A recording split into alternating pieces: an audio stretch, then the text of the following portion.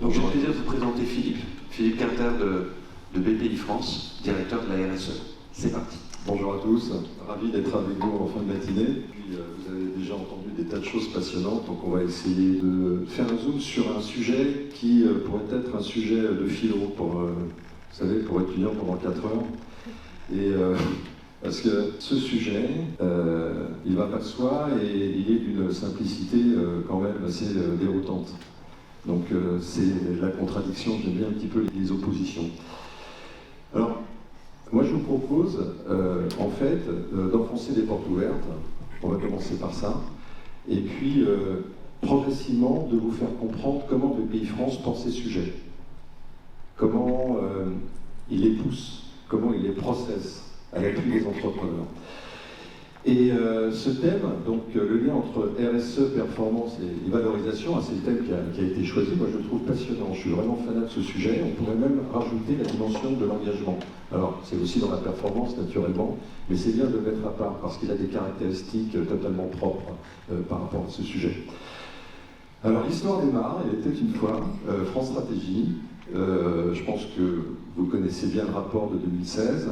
Et c'est la première fois où on a un rapport qui pose le sujet de l'évaluation de la RSE. Grosso modo, une entreprise qui met en place des actions environnementales, sociales, sociétales, qui changent des éléments sur le pilotage de son entreprise, ben ça rapporte quoi? Ça se chiffre comment? Et France Stratégie pose un chiffre, c'est plus 13% d'augmentation de performance. Donc là c'est intéressant, alors que ce soit 13%, 10%, ou 14, c'est pas tellement le sujet, mais c'était à l'occasion de ce rapport de poser vraiment, et je pense que parmi vous, vous connaissez bien ce rapport, pour l'avoir lu en long, en large et en travers, mais c'est la première fois où on arrive à approcher. Vous voyez, chez nous, on a un sujet, les investisseurs me posent toujours la question, mais si une entreprise travaille ces sujets, RSE, donc responsabilité sociétale d'entreprise, hein, comme vous le savez tous, c'est la déclinaison des principes du développement durable, à la fois dans les mesures environnementales, sociales, sociétales, et ce qu'on appelle, pompeusement pour les grandes entreprises, la gouvernance. Hein. Pour les très petites TPE-PME, gouvernance, ça ne veut pas dire grand-chose. Hein. Eh bien, c'est très dur de créer cette connexion sur la valeur intrinsèque. Une entreprise qui s'engage dans ce type d'action, en quoi et de quelle manière ça fait augmenter sa valeur intrinsèque? Personne n'arrive à le dire.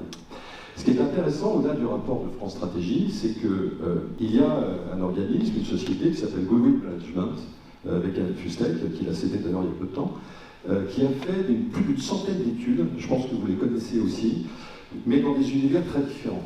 Alors, entreprises, associations, fédérations sportives, pour mesurer s'il se passait quelque chose. Eh bien, bonne nouvelle, ça corroborait tout à fait, l'analyse de France Stratégie. Alors, je ne sais pas, calé à 13%. Le 13% ne veut rien dire, on est bien d'accord. Mais en revanche, de monter des actions concrètes dans une entreprise, et on verra la logique de monter des actions concrètes dans une entreprise, qu'est-ce que ça génère comme augmentation de la performance? Et là, ça devient intéressant. Et je vous invite à regarder les travaux de Goodwill, qui, c'est extrêmement édifiant, mais on travaille beaucoup avec eux en termes de réflexion et en termes d'internalisation de process sur ces sujets, parce que ça déclenche tout un ensemble de choses qui sont très positives. Et puis, ces dernières années, il s'est passé beaucoup de choses, on l'a vu, ces différents écosystèmes que j'ai mentionnés, d'ailleurs il en manque certains, aujourd'hui, poussent ces sujets de RSE, créent des pressions. Donc tout ce qui a trait citoyens, salariés, consommateurs, ce sont parfois les mêmes, parfois ce ne sont pas les mêmes. Par exemple, profession libérale, hein, on peut être citoyen, on n'est pas salarié, etc. Mais ça veut dire qu'il y a une attention toute particulière à ces sujets. La crise sanitaire, certains disent oui, ça a changé. Non, ça n'a pas changé les choses dans ce domaine. Ça a révélé, ça a accéléré les choses. Comme on dit dans certains milieux, les forces en présence en matière de RSE étaient déjà là, avant la crise sanitaire.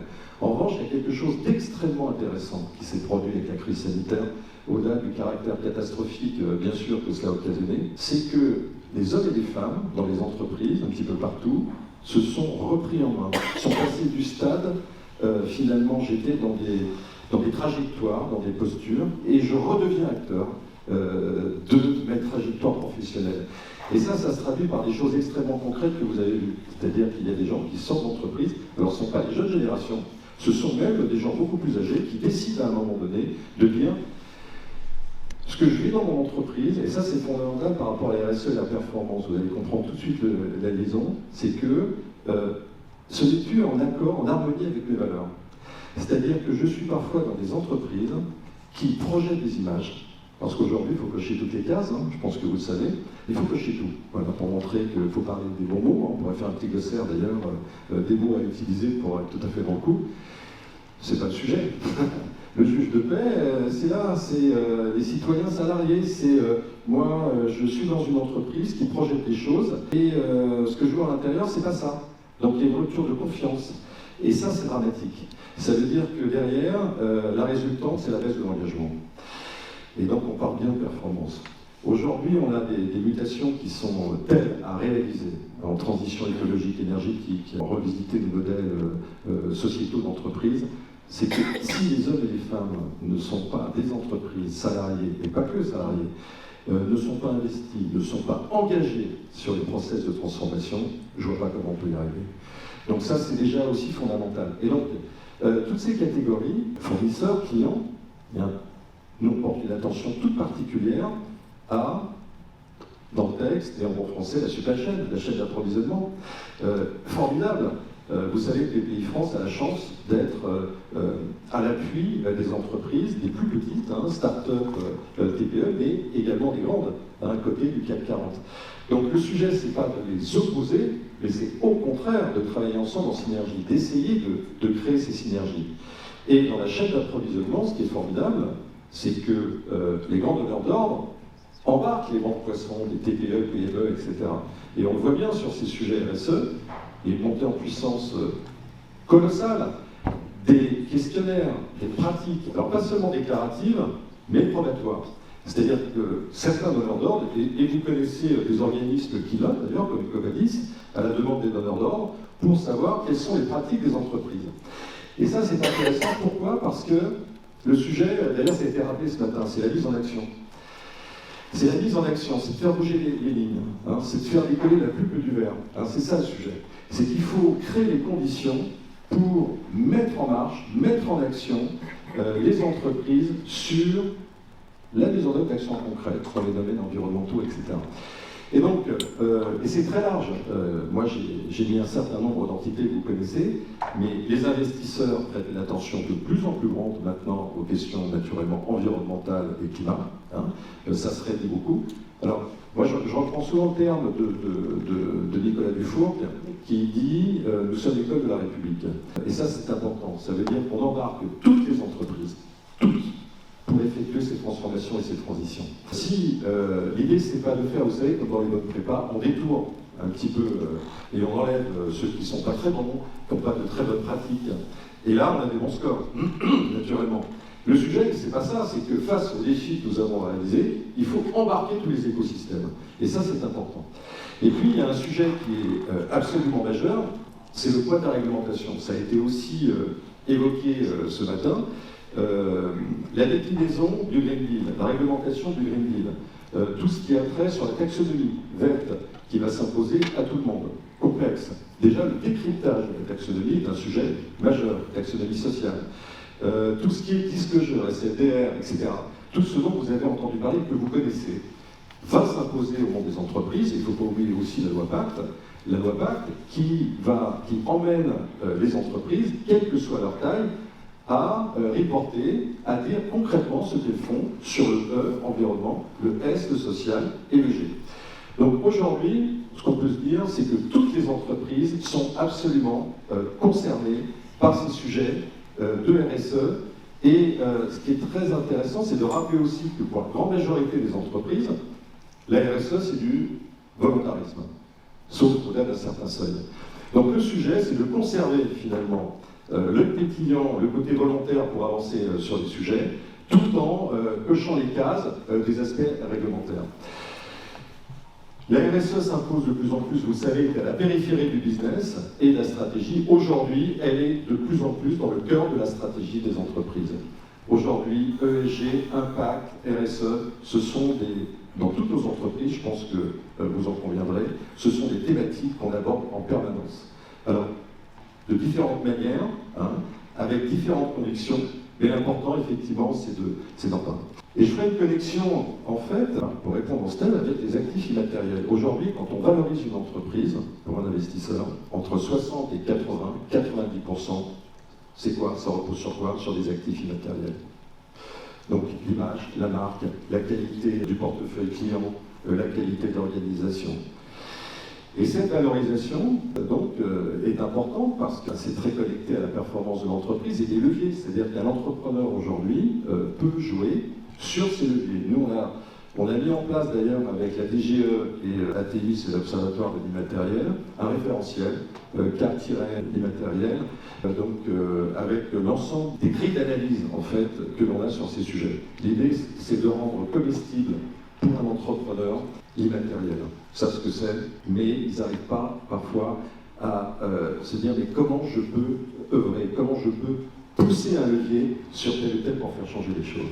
Donc ça, il y a des grilles d'analyse qui sont intéressantes. Alors, pour toutes ces raisons, c'est évident que BPI France, dès le départ, a intégré ces dimensions. Pourquoi? Parce qu'indépendamment de notre rôle de fournisseur d'argent, en financement, en investissement, on a placé l'accompagnement sur un pied d'égalité dès le départ. On aide les entreprises financièrement, mais il faut aussi les accompagner durablement avec tout un ensemble de services pour les faire progresser sur ces dimensions, parce qu'il faut tenir sur la durée. Alors, pour BPI France, une fois qu'on s'est dit ça, on voit le lien. On voit le lien entre RSE, la mise en place d'actions, quelle qu'elle soit. Alors, on n'est pas obligé non plus de cocher toutes les cases, comme on dit. L'important, vous l'avez compris, à travers ce que l'on s'est dit sur l'engagement des hommes et des femmes dans les entreprises, c'est d'être sincère, d'être authentique. Ça signifie qu'il faut faire des choses, mais les faire vraiment. Quand on parle de sujet, il faut le prouver. C'est je fais ce que je dis, etc. Et ça, c'est pas toujours commode. Il y a les tentations, effectivement, de faire de belles plaquettes, de proclamer, de signer des chartes, etc. Mais attention, parce qu'aujourd'hui, les corps de rappel sont de plus en plus lourdes, et donc ça pardonne par une entreprise qui aujourd'hui proclame des choses, mais qui ne le fait pas en interne, de manière approfondie, sérieuse, authentique et visible de la part de ses salariés, ça ne colle plus. Alors, le concernant, on a un adossement, nous, qui est un adossement à l'origine. En fait, comme on dit souvent, on a de bonnes fées qui sont penchées sur le berceau de BPI France. Et ça nous oblige, parce que l'article 4 des statuts de BPI France, d'abord, très court, vous voyez bien qu'on doit intégrer à la fois les dimensions environnementales, sociales, sociétales, bien sûr, pour notre compte et pour le compte des entreprises que l'on aide, que l'on soutient, et sur les territoires. Donc c'est quand même, c'est une feuille de route assez lourde, on est en 2012. Vous voyez qu'il y a un ancrage extrêmement fort sur ce sujet. Et puis on a articulé une charte avec 4 grands piliers. En fait, un pilier sur l'emploi. Pourquoi? Parce que, et notamment l'emploi des jeunes, parce qu'une société qui a un taux de chômage aussi important pour les jeunes n'a pas d'avenir, concrètement. Donc pour nous, c'est un point d'attention qui est totalement essentiel. Et l'idée, c'est de créer les conditions pour que les entreprises puissent embaucher. Donc on a des dispositifs, on soutient les dispositifs. L'entrepreneuriat féminin est quelque chose qui n'a pas de soi, sur lequel on a fait beaucoup d'études, 10 ans d'entreprise de création et de vente par les femmes. On a mené beaucoup d'études d'ailleurs avec le Lab BPI France sur ce sujet. Et c'est de créer les conditions de reprise et ou de création d'entreprises par les femmes. Donc en levant effectivement un certain nombre de points de blocage et d'entraînement. La gouvernance, c'est juste un sujet majeur, je dirais, organique au niveau des entreprises, sur des questions de transparence, sur des questions de diversité. Une entreprise qui veut aller à l'international, comment elle s'équipe au niveau de son board pour, par exemple, l'ouvrir, avoir une diversité qui permet d'aller dans des pays, etc. Donc il y a toute une réflexion autour de la transparence, équilibre sur ces sujets, et la transition écologique énergétique qui, on va en parler, a été déclinée dans un plan climat qui est extrêmement lourd, en fait, au sein des BPI France, et donc qui aujourd'hui comporte 17 chantiers avec une volonté d'aider toutes les entreprises à réussir ce défi. Alors notre ambition, c'est notre raison d'être, on l'a processé vraiment comme un projet d'entreprise. Les salariés, les parties prenantes, on l'a fait comme le font d'autres entreprises, et ça c'est important. C'est pas quelque chose qui s'écrit sur un coin de table. C'est pas, il faut que tout le monde se retrouve dans cette raison d'être. Il ne faut pas que les salariés se disent, tiens, bizarre, moi c'est pas quelque chose, je suis pas lié avec ça. Donc nous, elle n'est pas exceptionnelle, mais elle est totalement réelle. D'ailleurs, elle correspond à notre marque et la manière dont on pousse les sujets. Permettre aux entrepreneurs d'oser grandir pour servir l'avenir, c'est à la fois ce que l'on fait dans nos métiers financiers et dans nos métiers d'accompagnement qui sont juste essentiels pour renforcer et réussir les défis dont on a parlé et que l'on va évoquer. Et puis les engagements de notre position chez BPI France, c'est de ne pas, ce que j'appelle, signer toutes les cases et cocher absolument tout. On choisit un certain nombre d'engagements et on ne signe des engagements pour lesquels on réalise des actions concrètes et sur lesquelles on peut justifier certaines positions.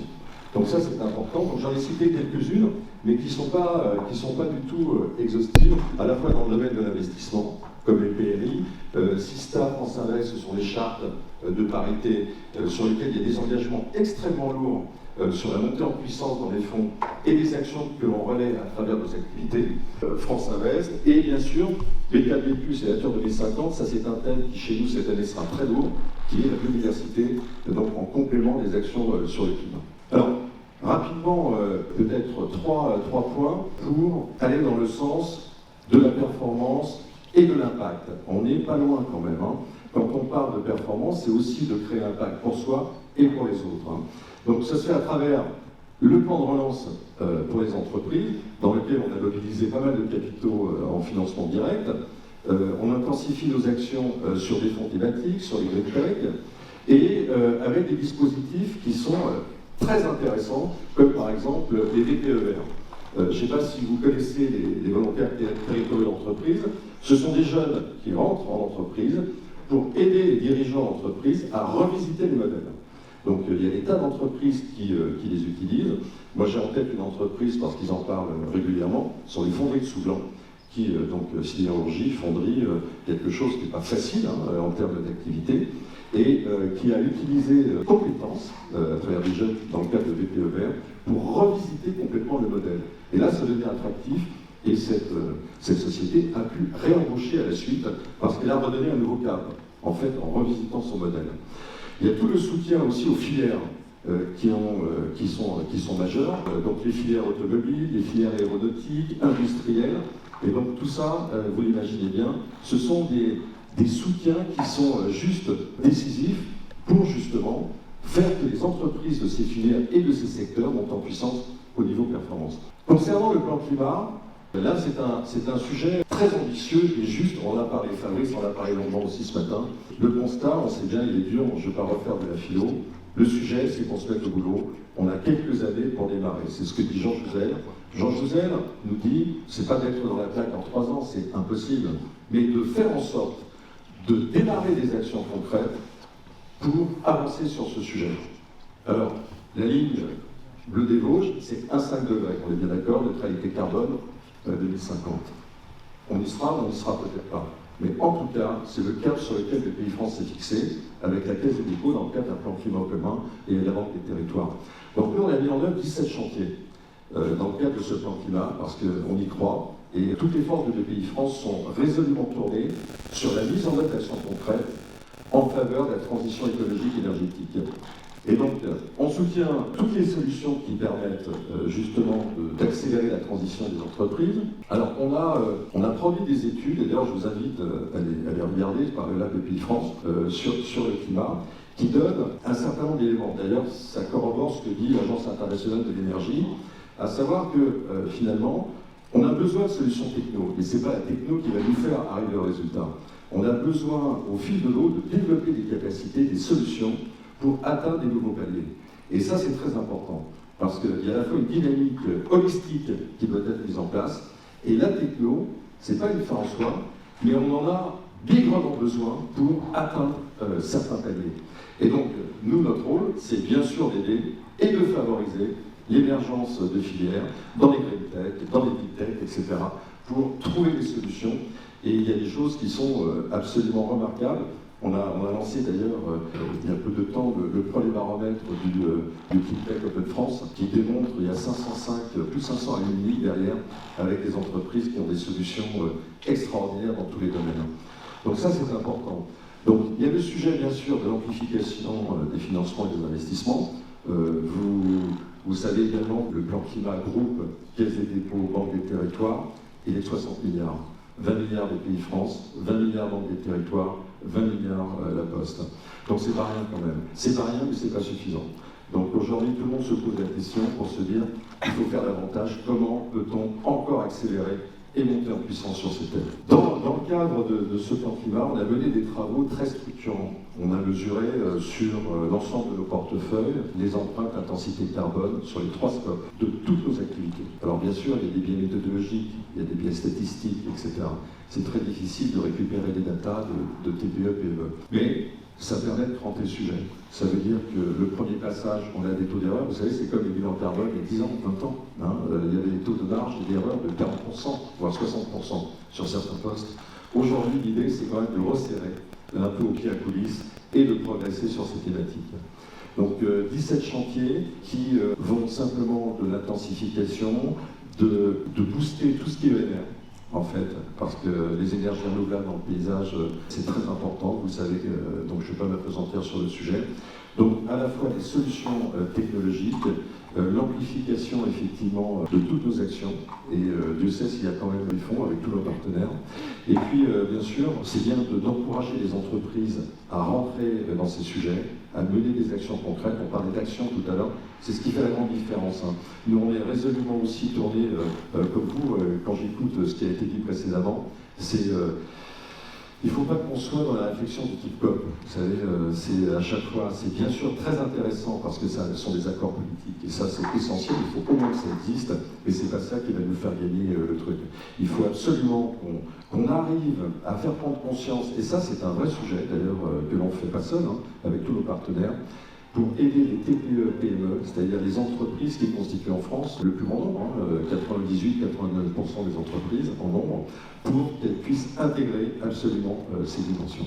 Donc nous on a mis en place aussi en interne, parce que c'est bien de dire aux autres il faut y aller, il faut aussi être un peu exemplaire chez soi, il faut balayer dans sa porte, et donc on a mis en place tout un ensemble de groupes de travail en interne sur des sujets extrêmement pratico-pratiques, sur l'immobilier, donc les mobiliers d'exploitation. On est sur 50 sites, il y a des sites où nous sommes propriétaires, d'autres où nous sommes locataires, comme ici par exemple, ruraux également, et ce qu'on peut faire, jusqu'où on peut aller. Donc sur les logiques de bâtiment, on n'a pas les coûts des franches de la même manière que quand on est propriétaire. Donc on a travaillé plus particulièrement sur 4 domaines: immobilier, exploitation, mobilité IT, immobilier, exploitation, mobilité IT et événementiel.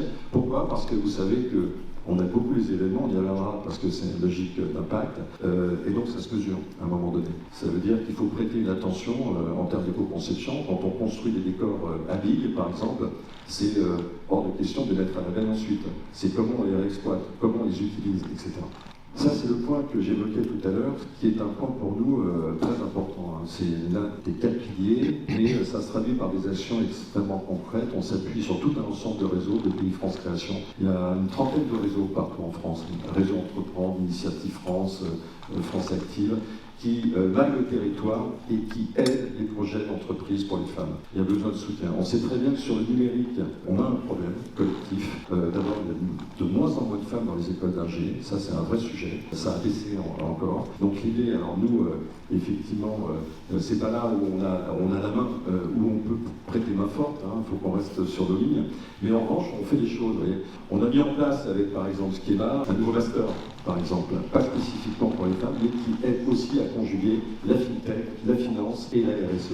Et puis, il y a tout ce que l'on peut faire à travers les chartes Sista et France Invest qui nous obligent en termes d'obligations de seuil, etc.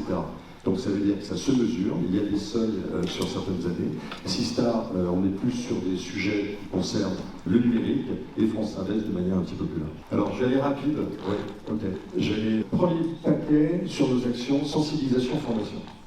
Sensibilisation-formation, donc ce sont tous nos dispositifs d'accompagnement au sein de la direction de l'accompagnement, et ils sont vastes. Ça va de poche d'experts comme Initiative Conseil pour aider les entreprises à progresser. Il y a des centaines de consultants qui sont référencés pour aider les entreprises dans tous les compartiments, en digital, en management, en RSE, etc., après réalisation d'un 360 degrés. On a des plans d'accompagnement en matière de RSE pour les TPE et PME. pour les aider à déjà faire un diagnostic de ce qu'ils font et de mettre en place un plan d'action. Toujours action. Et donc l'idée c'est quoi? C'est inciter, sensibiliser, former. Donc on fait partout en France, hein, avec des partenaires. C'est déjà de faire comprendre aux entreprises qu'elles font toutes. Moi je n'ai jamais vu une entreprise qui n'a rien fait dans ces domaines. Jamais. Dans les domaines de la RSE, c'est-à-dire mettre en place des actions concrètes pour, alors parfois en fonction de son secteur d'activité, la clé d'entrée c'est le secteur d'activité. Hein, une entreprise dans les services, pas la même chose naturellement dans l'industrie, mais déjà diagnostic. Qu'a fait l'entreprise? Elle en prend conscience. Ensuite, plan d'action, on élargit avec d'autres actions, on rend cohérent l'ensemble des éléments, je dirais, qui sont mis en œuvre, et on arrive à la stratégie. C'est ce que l'on fait avec les dirigeants d'entreprise pour justement donner une force, effectivement, à ces actions. La création d'engagement, c'est aussi une logique de booster, c'est un terme qu'on aime bien chez BPI France, de booster les écosystèmes. Le Big Tour, c'est extrêmement intéressant. 30 000 cette année en 2022, donc en ce moment, c'est une caravane qui se déplace partout en France. Et c'est quoi? C'est mettre des élus, mettre des entrepreneurs, mettre des citoyens, mettre tous les écosystèmes ensemble pour partager des sujets, discuter de transition écologique et énergétique, mais pas que. Et ça, c'est intéressant parce qu'il se passe des choses, il y a des emplois, il y a des jeunes qui arrivent à trouver du boulot, etc. Et ça, ça fait bouger les lignes. Parce que entrepreneurs, élus, les écosystèmes citoyens, c'est quelque chose qui permet de créer des échanges qui ne vont pas de soi. Chacun reste un peu quand même encore dans ses lignes d'âge. Donc il faut créer les conditions. Bon, je vais aller assez vite. Je vais vous parler de certains exemples plus concrets, ce que l'on fait notamment avec les fonds de fonds, qui est une activité d'investissement. Ce sont des fonds qui investissent auprès de fonds partenaires et eux-mêmes investissent dans des entreprises partout en France. Il y en a plus de 4000 au bout du compte. C'est de distiller des climat et ça c'est une excellente manière finalement de propager un petit peu l'ensemble, je dirais, des produits, services et accompagnements que l'on a. Les sujets RSE, on en a parlé concernant les plans d'action formation partout en France auprès des TPE, PME, parce que ce sont des entreprises qui généralement ne sont pas très équipées en matière de ressources et qui ont vraiment besoin. C'est là où on a une aide qui est la plus forte à l'appui de ces entreprises. On a mis, il y a deux entités chez BPI France qui sont très importantes pour vous. C'est le Lab BPI France qui produit des études, notamment 2 études sur le climat récentes, très intéressantes, avec des choses très contre-intuitives. Une dernière étude sur le profilage des PME, très intéressante aussi, qui a fait apparaître une catégorie sur ce profil de dirigeants de PME, parmi 4 catégories, on les appelle les capitaines humanistes, 26%. Ces capitaines humanistes, ce sont des dirigeants d'entreprise pour qui la croissance n'est pas un objectif. L'objectif, c'est une aventure humaine, c'est d'être respectueux de l'environnement, c'est d'avancer, et la croissance est une résultante. 26%. Si vous ajoutez ça aux 18% des stratèges engagés, qui sont des entrepreneurs qui veulent de la croissance, mais qui intègrent en leur sein des dispositifs très lourds, extra-financiers. Environnement, social, gouvernance, comme on l'a vu, de manière très concrète, on est à près d'une entreprise sur 2, quand même, sur la texture PME. Donc vous voyez, quand on dit que le monde bouge, ça veut dire aussi que ces entrepreneurs font du business plus comme avant. Ils intègrent totalement ces dimensions. Hein. Donc ça, c'est un élément nouveau. Il y a tous les dispositifs que l'on a avec l'ADEME. Alors là, j'ai mis les gains éco-flux, mais ça peut être des cartes d'action également. Donc ce sont des accompagnements très lourds auprès des entreprises sur des durées de 12 à 24 mois pour aider à justement mieux maîtriser les flux, mais aussi à décarboner les entreprises en fonction bien sûr des secteurs d'activité. Des outils, je ne voudrais pas que ça ressemble à une espèce de bottin, mais des outils qui peuvent être utilisés par les entreprises, impactomètre, climatomètre, qui mesurent, ce sont les autodiagnes, qui permettent aux entreprises, c'est un peu pied à l'étrier. Hein, voilà. Donc en fait, et je terminerai peut-être par la mise en réseau des entrepreneurs, qui est chez nous quelque chose d'absolument central, c'est de faire en sorte que les entrepreneurs se rencontrent. Donc on a plusieurs communautés. On a bien sûr des accélérés, on a des tonnes d'accélérateurs à la fois nationaux et en région à l'appui des présidents de région. La communauté excellence, on a près de 5000 entreprises de croissance. Ce sont les entrepreneurs qui se parlent, qui échangent, qui parlent de leur sujet et de manière extrêmement concrète. Et ça, ce sont des clubs qui sont très actifs et qui vivent. La French Touch, vous en avez entendu parler, c'est les industries créatives. Et la communauté du Pôle Vert, je terminerai par elle, qui est la plus récente et qui a aujourd'hui plus de 800 entreprises. Et ce sont des entreprises qui ont réalisé des actions très concrètes en domaine environnemental, en transition écologique énergétique, qui ont revisité leur business. Donc c'est déjà des avancées concrètes, ne sont pas des velléités ou une ambition.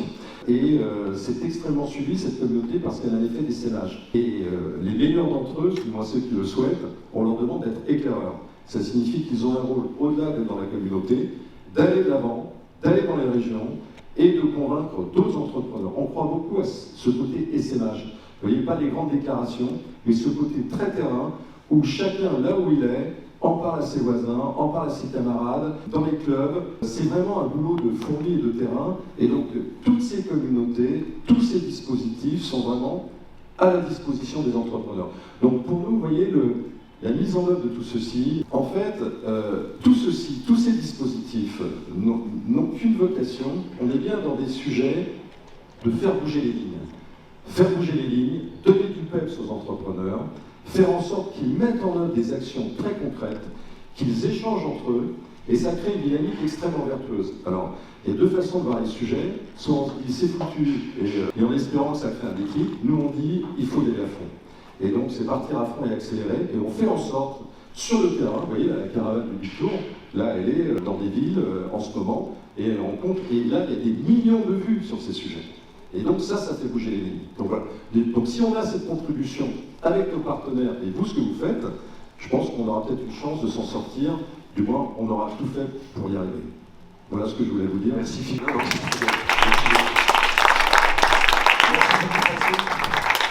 Je partage. Non, il va y avoir des questions. Ouais.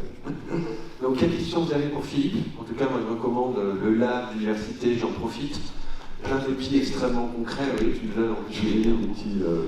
C'est vraiment énorme, c'est accessible et ça nous apporte énormément de clés pour démarrer. Je vais me servir à l'avenir parce que c'est proche de notre raison d'être, et puis on aime bien, et c'est ce qui nous dit le quotidien. Qu'en est-il d'une des composantes de la RSE, donc le handicap, l'intégration du handicap? L'intégration du handicap. Alors, on a été l'un des fondateurs, et membres fondateurs, comme vous le savez peut-être, du Handitech Trophy. Pour nous, c'est un sujet qui est central, c'est-à-dire que c'est toujours, ça part du même sujet, c'est la manière de voir les choses différemment, l'altérité, d'accepter la différence, mais aussi de le traiter façon business. Alors, le Handitech Trophy, pourquoi est-ce qu'on y tient? Et le ministère est très intéressé par ce que l'on fait. Ils nous ont demandé de décrire ce que l'on faisait. C'est un mouvement qu'on a cofondé il y a quelques années, et chaque année, il y a 200, à peu près, 180, 200 entreprises qui proposent des projets innovants pour le handicap. Et d'ailleurs, quand on parle de handicap, c'est un faux sujet, excusez-moi, parce qu'il y a des sujets qui relèvent du handicap et qui deviennent, exemple, le truc archi connu, la télécommande pour les personnes en difficulté de mobilité. C'est devenu un objet grand public. Donc parfois, il y a des objets, il y a des produits et services qui sont développés par des entreprises qui deviennent finalement des utilisations courantes pour toute la population. Donc nous, on a pris l'option, indépendamment de ce qu'on fait en tant qu'entreprise, de générer toujours pareil des écosystèmes avec le Handitech Trophy. Ça se passe toujours pareil. La remise des prix est en novembre, il y a plus de 200 dossiers, il y a des tas de jurys, et on remet des prix à des... Et d'ailleurs, vous regardez sur le site, c'est formidable parce qu'on a affaire vraiment à des solutions innovantes et qui nous aident dans la vie commune. Donc il y a deux choses, le changement de regard et puis aussi la capacité de sortir des sujets nouveaux pour ensuite que ça devienne vraiment du business. Vous voyez, on reste toujours quand même dans le corps. Merci. De mon côté, je suis chez BPI France, donc c'était pour rebondir côté collaborateur à ce que vous avez dit et apporter mon regard de praticienne du livre. Chez BPI France, on a aussi, dans le plan climat, il y a un chantier, moi, qui me parle particulièrement, c'est la mise en place de l'indicateur du score en fait, des entreprises, qui est un chantier en cours de mise en place. Et donc c'est profondément différent dans les usages des chargés d'affaires, puisqu'en fait, pendant l'échange qu'il a avec son client, il va devoir lui poser tout un tas de questions sur ses pratiques en termes d'écologie, en termes de consommation, etc. Et on a des chargés d'affaires, c'est des commerciaux. Hein. Je veux dire, c'est pas leur métier, c'est pas leur compétence, c'est pas évident pour eux, donc faut accompagner tout ça auprès d'eux. Et puis nous, c'est aussi profondément différent parce qu'il y a tout le système d'information à prévoir pour. Il faut que ça soit facile, il faut l'intégrer, tout ça. Et en fait, c'est d'une richesse folle de récupérer toute cette donnée. On sera la première banque, on sera l'institut le plus proche des entreprises qui récupère cette donnée. Et c'est d'une richesse inouïe qu'on pourra du coup communiquer à l'État, redescendre en termes d'information. Donc là, on est en train de se structurer et de capter une quantité de données hyper riche pour que derrière, on soit en mesure d'agir, d'impacter sur un certain nombre de sujets que sont le climat. Et donc voilà, moi c'est un sujet qui me parle tout particulièrement. Et puis voilà, voilà, rapidement ce que je voulais dire, je sais que le temps est compté. Alors, je peux peut-être rajouter juste un truc, s'il te plaît. Ce score de la transition climat montre la montée en compétence des équipes. Toutes les directions de BPI France, toutes, sans exception, support, métier, financière, toutes, ont produit une feuille de route stratégique climat qui ont été présentées au commerce. Donc c'est déjà un exercice à la fois intellectuel et aussi pratico-pratique qui se retranscrit dans les portefeuilles. Le score de la transition climat, c'est quelque chose qui va être mis en œuvre donc au deuxième semestre, vraisemblablement, et qui va se connecter aussi à d'autres dispositifs déjà en place. Aujourd'hui, pour les investisseurs, lorsqu'ils regardent un dossier, il y a toujours le prisme financier naturellement. On regarde toujours naturellement financier, juridique, etc. Mais il y a tout un processus qu'on appelle le SG1, je l'ai dit, mais je n'ai pas eu le temps de le développer, qui répond. Les investisseurs réalisent une étude extra-financière qui doit être dans le dossier.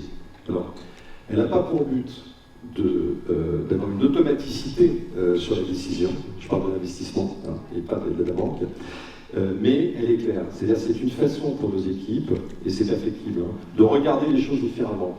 Mais il y a tout un travail de montée en compétences que tu soulignes et qui est monumental chez nous. Aujourd'hui, toutes les équipes avec la DRH ont fait des formations, ont des livrables sur la RSE, sur les secteurs, sur tout un ensemble de thématiques pour justement aider les entrepreneurs à avancer. Et cette note va aider, alors c'est le but, hein. L'idée c'est pas de dire c'est bien, c'est mal, hein.